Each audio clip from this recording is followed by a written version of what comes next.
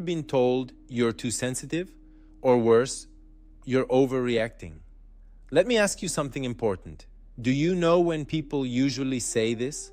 They say it right after they've hurt you, right after you try to set a boundary, right after you calmly explain how you feel. Because the moment you speak up, they're forced to take responsibility, and some people hate responsibility. So instead of owning what they said or did, they shift the focus onto your emotions. Suddenly, the problem isn't their behavior anymore. The problem is you. That's not honesty. That's not communication. That's manipulation. And today, we're going to break down the psychology behind it, how it works, why it's so effective, and why even intelligent, self-aware people fall for it.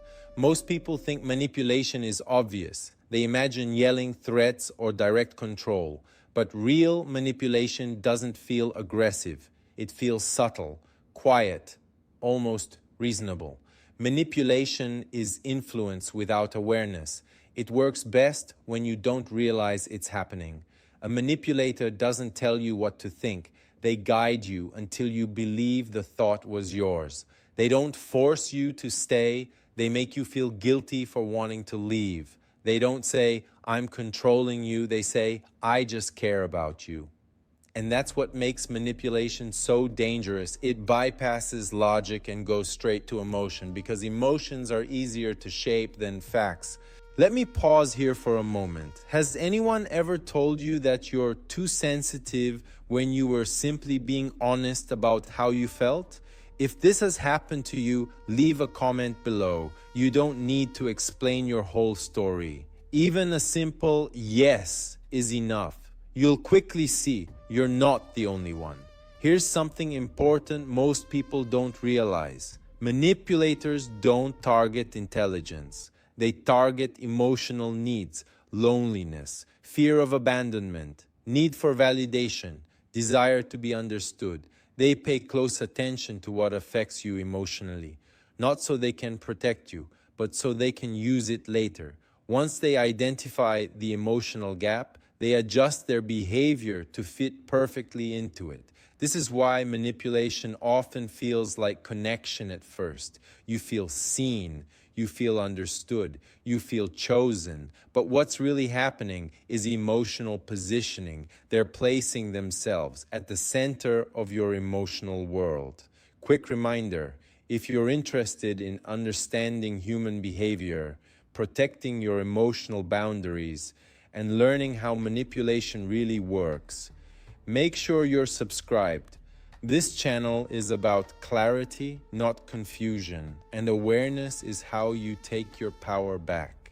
Another key tactic in manipulation is creating confusion. Manipulators often give mixed signals. They're warm one moment, distant the next. Supportive today, critical tomorrow. Your brain starts working overtime, trying to make sense of the inconsistency. And a confused mind is a controllable mind. When you're busy analyzing, you're not questioning. When you're emotionally overwhelmed, you're less likely to trust your instincts. This is called cognitive load. The more mental and emotional energy you spend trying to understand them, the less you have to protect yourself. Manipulation rarely starts with big actions. It starts small, a joke that crosses a line, a comment that feels slightly off, a boundary ignored just once. And because it's subtle, you let it go. But small violations normalize bigger ones. By the time the behavior becomes obvious, you're already emotionally invested. You've explained yourself. You've justified their actions. You've adjusted your expectations, not because you wanted to, but because the process was gradual.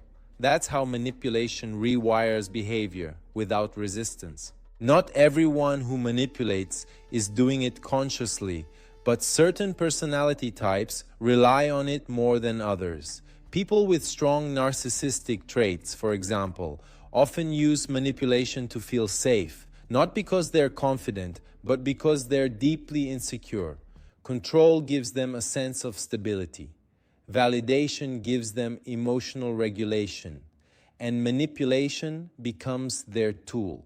Ironically, The more empathetic and self-aware you are, the more attractive you become as a target. Because you reflect, you listen, you try to understand. Manipulators take advantage of that. So how do you protect yourself? First, watch the speed. Healthy relationships grow steadily. Manipulation accelerates. Second, watch how someone reacts. When you set a boundary, respect is calm. Manipulation is defensive or dismissive.